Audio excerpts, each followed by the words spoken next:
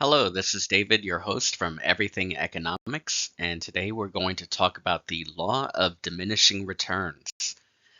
All right, let's get started. All right, well, what is the law of diminishing returns? Well, the definition is that the law of diminishing returns states that adding more of one input while keeping others fixed will eventually result in smaller increases in output.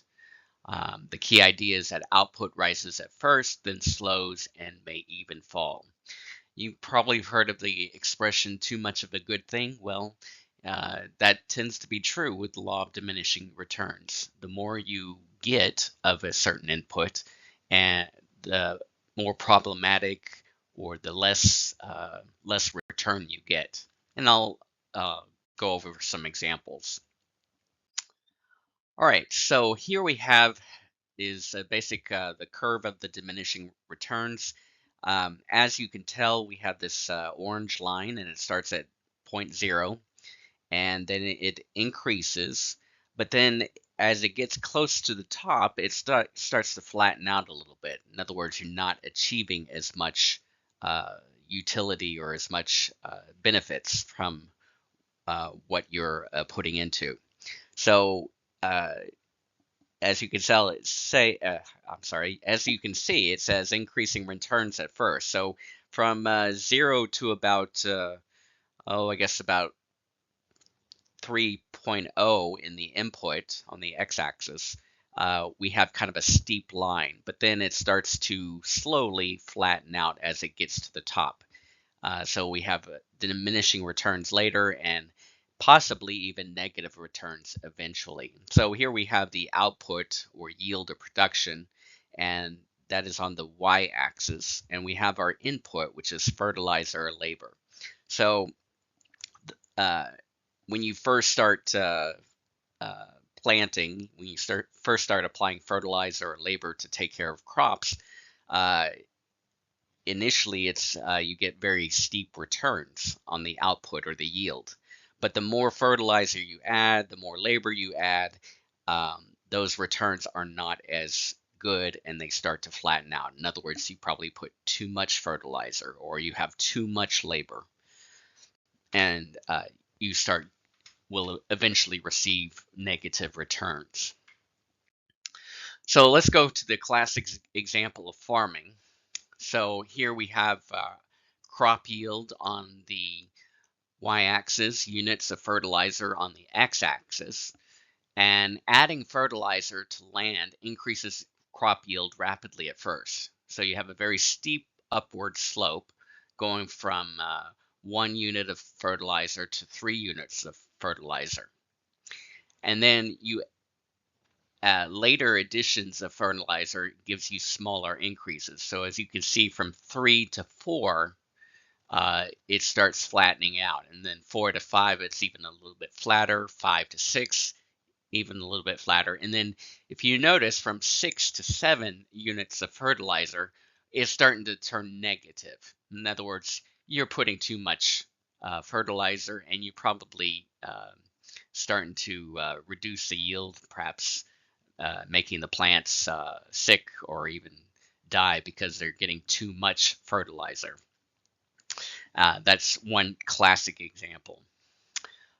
Here's another example for factory production. So here we have output units on the y-axis, and we have the number of workers. And so uh, when you add more workers with fixed machines, output rises initially. So we go from 1 to 2 workers to 4 workers. It rises very sharply, but then we go from 4 to 5 to 6. It starts to flatten out, and it's because eventually you're starting to get too many workers. In other words, there might not be enough machines. Maybe you got some workers that are standing around talking. It's becoming too crowded, and then output starts to decline. So from here, we have from 6 workers to 8 workers.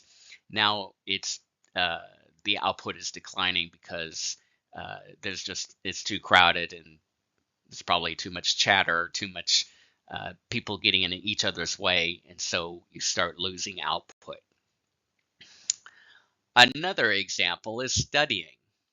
So here we have exam performance on the what do you call it, the y-axis, and then study hours on the uh, x-axis. So first, study hours are productive. So again, when you start studying, you got 2 hours, 3 hours, 4 hours.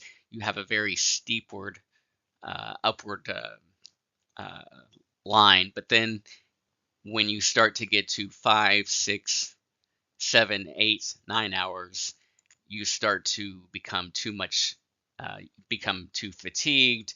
You start cramming. You start getting tired, and when you get tired, you start making silly mistakes, and so um, too much uh, will eventually lead to negative results. And this could be true about anything you go to. Um, if you think about it for a moment, hot dogs. If you eat one hot dog, you probably feel great. You eat a second hot dog, you feel, oh, that's pretty good.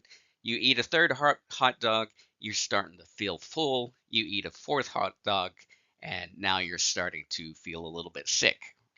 So this is the law of diminishing returns is true in just about every example that you could probably think of.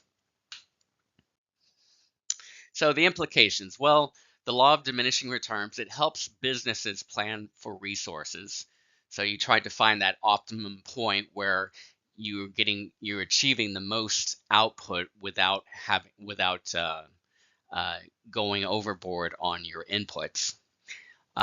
You identify the point of optimal efficiency, and then of course it's important in economics management and simply daily life.